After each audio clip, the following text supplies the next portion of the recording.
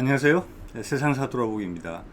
오늘도 밀리터리 군사 관련 주제에 대해서 말씀드려 보겠습니다.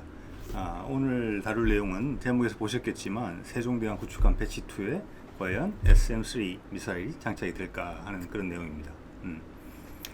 사실 언론 보도를 보면 SM-3 도입을 기정사실화하는 그런 언론 보도들이 제가 아는 한, 읽은 한 주류를 이루고 있습니다. 그렇지만은 그와 반대 생각을 가진 사람들도 상당히 많습니다. 그렇지만 언론 보도를 통해서 그런 주장이 나타나지 않기 때문에 제가 오늘 한 여러 가지 살펴본 후에 제 의견을 한번 말씀드려 보려고 합니다. 세종대왕 배치2는 총 3척이 건조되게 되어 있고 2024년에 첫 번째 함이 이제 인도가 되게 되어 있죠. 기존 배치1에서는 그 장거리 대공 방어용으로 SM-2 미사일이 이제 사용이 되었죠. 그런데 이제 SM-2 미사일에는 대탄도탄 능력이 없습니다. 그래서 이제 단기간에 북한의 그 탄도탄 미사일 역량이 이제 급성장하자 거기에 대한 대응책으로 스파이1 레이더를 가진 세종대왕함 배치2 세 척을 이제 건조하게 됐는데요. 그러니까 세종대왕 배치2에 대탄도탄 능력이 들어가는 것은 어떻게 보면 너무나 당연한 수순이기도 합니다. 근데 실제 이제 살펴보니까 생각보다는 문제가 조금 복잡해요. 차례차례 하나씩 살펴보겠습니다. 그렇다면 과연 우리에게 그 SM-3 미사일이 필요한가? 이런 문제가 또 있어요. 그런데 SM-3는 해상용으로 개발된, 즉 이지스 구축함에서 발사하는 대탄도 미사일이고 요격 고도가 500km에 이릅니다. 그래서 군사 위성이 떠 있는 고도죠.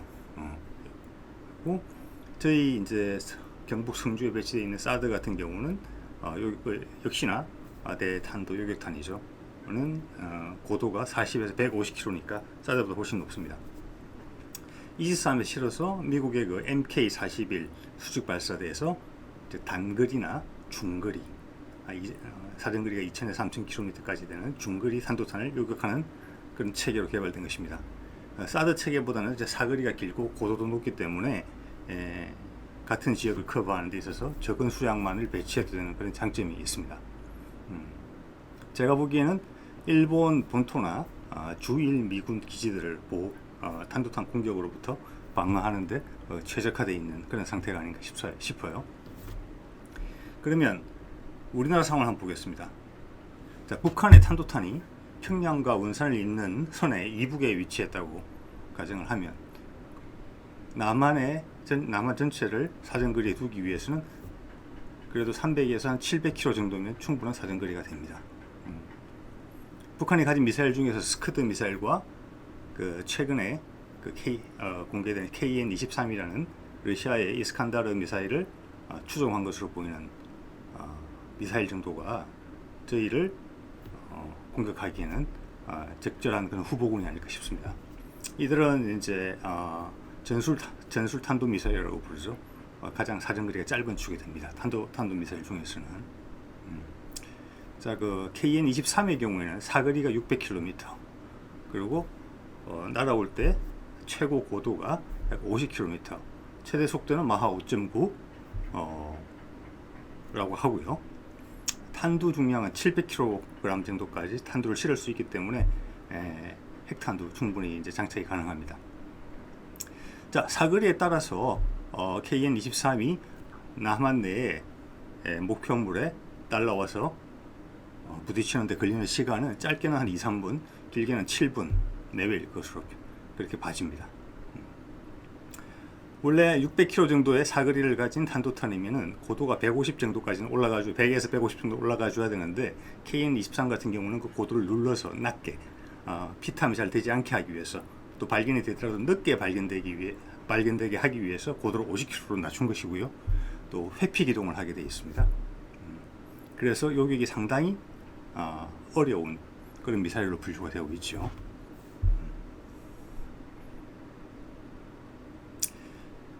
자, 그래서 SM-3 도입이 반드시 필요하다고 주장하는 측에서의 의견은 북한이 장거리 탄도탄, 중거리 이상의 탄도탄, 장거리 탄도탄을 고각, 즉 하늘로 높게 발사해서 사정거리를 줄여서 우리를 타격할 수도 있지 않느냐, 이런 주장을 합니다. 자, 이런 중거리 이상의 탄도탄들은 당연히 외기권으로 대기권 바깥으로 날아갑니다. 자, 탄도탄에 있어서 여기서 대기권과 외기권의 기준은 고도 100km 정도 됩니다. 자, 일반적으로 대기권을 벗어나는데 이 탄도미사일이 한 3분 정도가 소요됩니다. 그리고 사정거리에 따라서 대기권 바깥에서 비행하는 기간이 있습니다. 대부분의 탄도탄은 이 대기권 밖에서 대부분의 시간을 보내게 되는데요. 자, 대기권 바깥에서 비행하는데 짧게는 4분, 길게는 20분까지 걸립니다. 20분은 이제 대륙간 탄도탄의 경우죠. 네. 자, 대기권에 일단 진입하면 가속이 붙기 때문에 지상의 목표로 떨어지는 데는 30초. 즉, 짧게는 한 8분, 길게는 14분 정도 가까이 걸릴 수가 있습니다. 자, 이것은 평균적으로 봤을 때 앞서 언급드린 그 KN-23보다는 시간이 더 걸리죠. 예. 또한 이 중거리 이상의 큰 탄도탄은 덩치가 크고 발사 준비를 하는데 시간도 많이 걸리고 하기 때문에 엄밀히 발사하는데 상대적으로 어렵습니다. 또한 이제 정상적 탄도 비행을 하기 때문에 경로를 예측해 할 수가 있고 방어하는 입장에서는 그래서 요격하기가 수월합니다. 또한 속도가 상대적으로 느린 상승 단계에서 덩치가 크기 때문에 요격도 수월한 편입니다. 그래서 제가 보기에는 우리가 북한이 탄도미사일을 중거리 이상의 탄도미사일을 고각 발사해서 우리를 공격할 여지가 있기 때문에 500km 고도까지 올라갈 수 있는 SM-3를 도입해야 된다. 이런 것은 조금 무리가 따르는 논리라고 그래 봐집니다. 자, 방어하는 입장에서는 우리의 입장이죠. 상대방이 미사일을 발사하는 것을 기다리기보다는 발사 징후가 포착됐을 때 선제 타격을 하는 것이 가장 우선이겠습니다만은 오늘은 탄도탄 요격에 대해서 이야기를 하고 있으니까 뭐 그런 가정은 일단은 배제를 하고 이야기를 진행하겠습니다. 자, 이러한 북한의 우리에게 대한 어떤 탄도탄 공격의 우선순위를 봤을 때 현재 우리에게 가장 적절한 요격 체계는 사드와 천궁 또는 사드와 페이트리엇 미사일, 이런 체계의 조합인 것 같아요. 아까 앞서 말씀드렸지만 사드는 고도 40에서 150km까지 대응이 가능하고요. 종말 단계, 이 종말 단계라는 것은 탄두가 중력의 영향으로 하강하기 시작하는 시점, 그것도 후반부죠. 대기권에 거의 다다라는 시점, 150km니까요.를 종말 단계에서 탄도탄을 요격해서 거점을 방어하는 그런 미사일로 기획된 것입니다. 미국 기준으로 말을 했을 때 거점이지, 사드 두세 개 포대면은 우리나라 전체 영토를 방어한다고 봐도 무방합니다. 예. 사거리는 작전 거리는 한 200km 되거든요. 수평으로는, 수직으로는 50에서 140km 정도. 자, 이런 이유 때문에 미국이 남한내 북한 기지를 북한이나 중국의 탄도탄으로부터 방어하기 위해서 경북 성주에다가 사드를 배치한 것이죠. 예. 자, 이렇게 봤을 때 사드가 우리한테 적당하다, 이런 것이 저는 우리 군의 판단이라고 봅니다. 현재로서는. 그래서 우리가 한참 개발하고 있는 LSAM이라고 되어 있죠. LSAM, 이 사드의 성능을 목표로 하고 있지 않는가. 그리고 제가 지난번에 올렸던 동영상에서도 제가 보여드렸다시피 그 외관 역시 사드 형태와 상당히 유사한 것으로 봅니다. 대탄도탄, 유도탄의 경우에요. 그래서 우리 국토 전체를 커버하기 위해서는 서너 개 포대면 충분할 것이고, 이미 24개 포대가 배치되어 있는 천궁 개량형과의 조합을 통해서 두 번의 교전 기회를 가질 수 있지 않느냐, 요격탄단. 자, LSAM의 성능 목표는 그렇지 않겠냐 하는 게 제 추정이고요. 우리와 여건이 비슷한 이스라엘, 가깝죠, 적들이 이스라엘의 대탄도탄 요격 체계인 에로우3라고 많은 전문가들이 이게 SM-3 미국제 대탄도탄 요격 시스템보다 훌륭하다라고 평가를 하는 그런 미사일 시스템입니다. 에로2가 있고 에로3가 있는데 에로3가 대기권 바깥에서 요격할 수 있는 능력을 갖추고 있습니다. 근데 그 요격 고도가 100km 정도로 이제 상정되어 있습니다. 네. 자, 저희 LSAM이 모델로 삼았을 가능성이 높은 사드도 40에서 150km죠. 네. 자, 두 번째 SM-3의 도입의 관련해서 중요하게 저희가 고려해야 될 요인이 중국과의 관계입니다. 2017년 이제 사드 문제로 중국에서 보복을 해줬어요. 이들한테 여러 가지로. 그래서 그 발생한 중국과의 갈등을 봉합하는 과정에서 중국과 한국 정부 사이에 세 가지 합의를 하게 됩니다. 예, 이게 17년 후반부일 겁니다. 10월 30일인가 뭐 그랬던 것 같아요. 자, 이 세 가지 조건이 뭐냐? 사드를 추가 배치하지 않는다. 두 번째, 미국의 MD에 들어가지 않는다. 그래서 MD라는 것은 미국의 미사일 방어 시스템이죠. 미슬 디펜스라고 해서 MD에 들어가지 않는다. 세 번째는 중국을 공동의 적으로 삼는 한미일 군사 동맹을 맺지 않는다. 이 세 가지를 합의하게 됩니다. 자, 세종대왕 배치 2에다가 그래서 SM3를 장착하게 되면 사드 때와 같은 문제가 충분히 발생할 수 있죠. 더 큰 문제가 발생할 수 있습니다. 왜냐하면 SM3는 배에 배치돼서 동해나 서해로 움직일 수 있으면서 더 성능이 우수한 미사일이니까요. 사드보다는. 네. 그래서 사드를 위협으로 느꼈다는 중국이 SM3는 더 큰 위협으로 느낄 겁니다. 물론 사드처럼 SM3를 미군이 운용하는 게 아니라 우리 군이 운용하고 통제하기에 다르다. 이거는 우리 미사일이다. 미군 맘대로 할 수 있는 게 아니다. 라고 우리가 주장할 수는 있습니다. 그런데 중국이 우리를 보는 시각 중에는 우리는 한국군은 전시작전 통제권이 없다. 미국의 하수인이다. 군사적인 면에서 시킨 대로 한다. 네. 그런 시각이 있기 때문에 이게 우리 거다. 우리의 관리 체제 안에 있다. 이렇게 주장하는 데는 중국이 설득당하지 않을 수 있습니다. 네. 또한 어떤 문제가 있었냐면 지난번에 중국의 사드 보복 때 정작 이것을 배치한 것은 미국이었는데 우리가 그것 때문에 고통을 받았죠. 미국이 아무것도 하지 않았습니다. 그 사이에. 그래서 우리가 곤욕을 좀 치렀죠. 예. 그렇기 때문에 이번에도 잘못하면 비싼 돈 치러서 미사일 사고 곤욕은 우리가 치르고 이런 상황이 생길 수도 있다라는 의견들이 있고요. 자, 또한 전체 분위기가 지금 미중 분쟁이 한창인데 여러 모든 면에서 군사적으로 경제적으로 한창인데 저희의 입장은 어느 한쪽으로 치우치지 않으면서 중립적인 입장을 취하고 있는 것입니다. 거기에서 SM3 도입을 대외적으로 공표하게 된다면은 그 치우치지 않음에 금이 가겠죠. 자, 그런 사안이 있고요. 세 번째는 SM3가 상당히 비싼 미사일입니다. 그리고 이 SM3 개발에 일본이 참여했습니다. 몇 년 전까지만 해도 전혀 무관했던 그런 내용들이죠. 일본의 참여는. 각종 언론 보도와 위키피디아를 보면은 발당 SM3 미사일의 발당 가격이 200억이 넘습니다.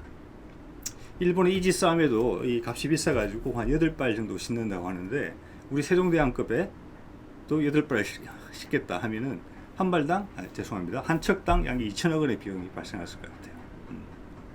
자, 이게 또 하나 생각해 볼 것은 우리나라의 그 차기 표준 구축함이라고 하죠. KDDX.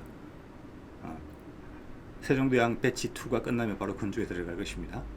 KDDX와 지금 한참 건조 중인, 지금 건조를 시작한 한국형 호위함들에는 국산 수직 발사대가 실립니다. 아시겠지만 국산 수직 발사대에는 SM3 미사일을 발사할 수가 없어요. 즉 그 말은 무엇입니까? 우리 해군의 장기 계획에는 SM3가 안 들어있다는 겁니다. 쏠 수 있는 플랫폼을 구축하지 않으니까요. 같은 이유는 SM6에도 대공 미사일이죠. 이거는 SM6에도 적용될 겁니다. 그러니까 우리가 SM3를 도입하면은 세종대왕 구축함, 작게는 3척, 많게는 6척에만 SM3 미사일을 운용하게 되는 겁니다.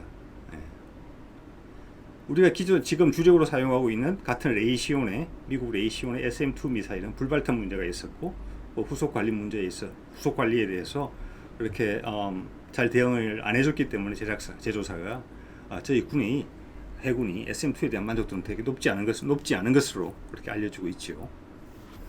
자, 일본이 이 SM3 개발하는데 돈이 너무 많이 들었기 때문에 미국과 일본이 공동 개발을 하게 됩니다. 미국이 비용의 3분의 1을 댔고 일본이 3분의 1을 댔어요. 그리고 여기에 참여한 일본의 방산기업은 미쯔비시 중공업입니다. 미쯔비시 중공업은 SM3에 있어서 3단계 로켓하고 그 노즈콘이라고 제일 꼭대기에 들어가는 부분, 아마 여기에 이제 외기권 바깥에서 방향을 전환하는 장치, 이런 것은 일본에서 개발한 것 같아요. 자, 그렇게 알려져 있습니다. 자, 이 두 국가가 공동 개발했고 현재 도입국도 미국과 일본 두 국가입니다. 근데 여러분도 아시겠지만은 이 미쯔비시 중공업은 그 일본의 기습적인 무역 침공이죠. 예, 원인이 되었던 강제징용 배상 판결에 있어서 그 피고가 되는 기업입니다. 자, 몇 년 전과 엄청나게 달라진 상황이죠. 꼭 필요하면 사야겠지만 SM3를 구입하면은 그 구입의 이익이 이러한 기업에도 분배된다는 거, 역시 또 우리가 알고 있어야 되는 사실인 것 같아요. 자, 그러면 SM3가 어떻게 되느냐, 과연 도입하느냐 마느냐, 여기에서 가장 중요한 요인은 우리가 그걸 대체할 수 있는 미사일을 개발할 수 있느냐입니다. 그게 없으면 아무리 싫더라도 사야 되죠. 다른 대안이 없으니까. 조금 오버킬인 면은 있겠지만 없는 것보다는 여러 배 나으니까요. 자, 그래서 가장 중요한 요인은 우리가 개발 중인 L3의 해상형이 성능이 충분하고 또 체계 개발이 시간에 맞게 되느냐. 즉 배는 다 됐는데 미사일이 없으면 안 되는 거지 않습니까? 미사일을 채워넣어야지 그 기능을 하는 거니까, 원래 계획했던. 자, 2014년에 완료되는 것으로 되어 있습니다. 현재 체계 개발이 L3이 그때까지 완료되어 주는 거냐, 이게 문제고. 그래서 저희는 이걸 단계적으로 볼 수 있을 것 같아요. L3의 개발이 일부 외신에서는 L3의 대탄도탄 미사일의 경우에 그 고도가 한 60km라고 그렇게 이야기하는 언론들이 있습니다. 그럼 60km짜리를 먼저 개발하고 이후에 부스트를 장착해서 사드 정도의 사거리를 늘리는 방향으로 그렇게 갈 가능성도 있다. 그래서 그런 의견이 있는 것이고요. 또 그 반대로는 처음부터 지금 사드급의 미사일이 개발될 가능성도 또 있겠죠. 그 최근 그 조선일보 모 군사 전문 기자의 언급에서 보면은 세종대왕 배치 2에 뭐 여러분 아시다시피 제조사에서 모델들도 나오고 CG도 나오고 그러지 않습니까?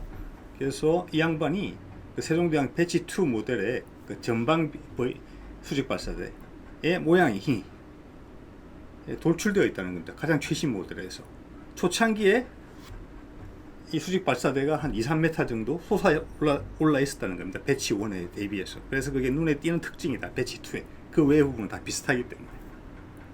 그런데 시간이 일정 지나자 새로운 모델이 나왔는데 그 모델에서는 다시 평평해졌더라. 그러면서 가장 최근의 모델에서는 그게 다시 올라갔더라. 자, 이런 이야기를 하고 있어요. 그래서 다른 이유 때문일 수 있죠. 근데 제가 보기에는 그게 최근에 체계 개발에 들어간 한국형 수직 발사대 2, 길이가 1.5m에서 제 기억으로는 한 2m 정도 기존 MK41보다는 길거든요. 그래서 더 긴 미사일을 넣을 수 있는 겁니다. 자, 그것을 장착하기 위해서 그런 게 아닌가, 그와 상관이 있는 것이 아닌가, 그런 합리적인 추정이 들어요. 물론 처음부터 KVLS, 즉 한국형 수직 발사대 2가 들어갈 수도 있겠지만은 향후 어차피 세종대왕함은 수년이 지난 후에는 우리나라 해군에서는 유일하게 미국제 MK41 수직 발사대를 쓰는 미사일이 될 것이고, 그게 개수가 되겠죠. 다른 함정에서는 한국 미사일을 쓰고 있으니까. 자, 그때 개수가 용이하도록 미리 단을 높여서 VLS를 설치했을 수직 발사대를 설치했을 수도 있다라는 생각을 해볼 수도 있습니다. 자, 어쨌거나 이런 상황에 따라서 기존의 대세인 언론의 보도처럼 배치 2 세 척에 그냥 SM3하고 SM6를 꽉꽉 눌러 채우고 배치 1 세 척도 미사일 SM2를 다 꺼내서 만족도가 떨어지는 그 SM2를 다 제거하고 최신형 미사일인 SM3와 SM6로 싹 다 바꾸어 달릴 가능성도 있습니다. 네. 아니면 그 배치 2 세 척에만 최소 필요 수량만큼 SM3하고 SM6를 장착하고 이제 차후 KVLS, 즉 한국형 수직 발사관으로 바꾸면서 국산 미사일을 장착할 수도 있을 것 같습니다. 네. 자, 그러면 또 어떤 분들은 우려를 하실 수 있습니다. 과연 이지스 전투 체계에다가 우리 L3 미사일을 연동시킬 수 있느냐, 통합시킬 수 있느냐, 있다 없다 확인은 어려웠습니다. 제 생각에는 간접적인 팩터들을 봤을 때 가능하지 않겠는가 싶습니다. 왜냐하면은 세종대왕 배치 1에서도 한국형 발사대가 장착이 되어 있거든요. 수십기가. 거기에 홍상어, 철룡, 그리고 현무 순항 미사일 등등이 배치가 되어 있습니다. 그런 미사일들이 독자적인 시스템으로 세종대왕함에서 관제가 됐다고 보지는 않습니다. 그러기보다는 그 이지스 전투 체계에 통합이 돼서 운용이 되었을 거라고 봅니다. 바로바로 대응이 돼야 되니까요. 또한 그 배치 2에 보면은 그 단거리 미사일 램 대신에 우리 국산품인 해궁을 쓰겠다고 그러고 펠랭스를 빼고 우리가 직접 개발한 CIWS를 장착하겠다라고 되어 있습니다. 이들은 그 대공 방어 체계가 핵심인 이지스 전투 체계에서 볼 때 마지막 최후의 방어막이지 않습니까? 함정 입장에서는. 그래서 이런 부분들이 있어서 이 국산품으로 대체가 됐을 때 이지스 체계에 통합이 되지 않는다면은 저희 해군이 이런 생각을 하지 못했을 거라고 생각을 합니다. 네. 그리고 소나 등도 보면은 이제 함의 머리 부분에 아랫단에 장착되는 소나도 너무 좋은 것이 실린다는 것이죠. 그리고 예인 소나, 끌고 다니는 소나도 장착이 된다는 것인데 그 두 소나 모두 국산품으로 제가 알고 있어요. 거기도 체계 통합의 문제가 있어야 되는 것입니다. 그렇다면은 자, 그리고 북유럽 국가 중에 SM3를 도입하는 데 관심이 있다고 하는 국가들이 있어요. 그리고 이들 국가들은 자기 자신의 고유의 전투 시스템을 이미 가지고 있습니다. 그래서 SM3를 도입하게 되면은 물론 MK41 발사대도 같이 사야 되겠죠. 사와서 자신들의 SM3 미사일들을 자신들의 전투 체계에 통합을 시키려고 이렇게 하고 있는 것입니다. 저희는 반대죠. 우리의 미사일을 이지스 체계에 통합시키려고 하는 그런 상황인 것이고요. 자, 그래서 2018년에 송영무 국방장관 시절에 아마 저희가 천궁 개량형 대탄도탄 요격 능력을 가진 개량형의 양산에 들어가려고 하는데 송영무 장관이 그걸 약간 중지시킨 적이 있습니다. 연구 개발도 포함을 해서요. 그러면서 이제 언급한 것이 SM3와 중복이 된다. 굳이 필요 없다. SM3로 다 해결되는 것인데 라는 취지의 언급을 한 것으로 알려져 있습니다. 그런데 사실은 천궁은 러시아의 S300 시스템을 기초 지식을 저희가 가지고 공동 개발한 셈이고 그 이후에 나오는 LSM은 그걸 저희가 독자적으로 그걸 바탕으로 천궁을 바탕으로 해서 독자적으로 저희가 쌓아 올라가는 연구의 연속선상에 있는 그런 미사일 체계거든요. 그래서 당시에 양산형의 연구를 아마 중단시켰다면 저희가 지금 LSM에 대한 논의를 아예 할 필요가 없었을지 모릅니다. 그래서 SM3나 SM6의 도입이 너무나 자연스러운 것이고 지금 저희가 건조하고 있는 최신형 한국형 호위함들 그리고 저희가 이때까지 쌓아왔던 근합 능력을 그리고 한국 기술, 방산 기술을 총동원한 KDDX 한국형 구축함에 저희가 한국형 수직 발사대에 추가해서 반드시 미국형 수직 발사대를 장착해야만 되는 게 전혀 너무나 당연시 됐을 그런 상황이었는데 그때 LSM에 대해서 연구 개발 지속했기 때문에 저희가 지금 이런 이제 논의도 하고 있고 고민도 하고 있는 것이죠. 과연 그때 그걸 잘라서 그 연구를 잘라버려서 우리가 SM3 도입을 당연하게 생각하는 그런 지금 우리의 해군의 모습이었다면은 그걸 과연 우리 해군이 원하는 모습이었고 우리 국민들이 원하는 모습이었던지 생각해 볼 필요가 있겠죠. 저는 그때 이러한 송영무 장관의 결정, 물론 번복됐죠. 그에 의해서 번복된 게 아니겠는데 그 더 높은 상층부에 의해서 번복이 됐겠죠. 결국 그렇게 돼서 저희가 LSM을 계속 개발하게 된 것인데요. 저는 이것이 아마 송영무 장관이 현 정부 장관들 중에서 가장 빠른 1년 만에 교체된 이유가 아닌가. 그래서 생각하고 그 MD 체계에 대한 편입, 미국의 미슬 디펜스 MD 체계에 대한 편입, 미사일 방어 체계에 대한 편입과 SM3의 구매는 미국 정부와 미국 군산 복합체라고들 이야기하죠. 거기에가 큰 관심을 가지고 강력히 한국의 요소에 압박을 가하는 그런 사안이라고 봅니다. 그 주요 대상은 군내 일부 세력 그리고 언론사 이렇게 판단합니다. 오늘 여기까지입니다. 고맙습니다.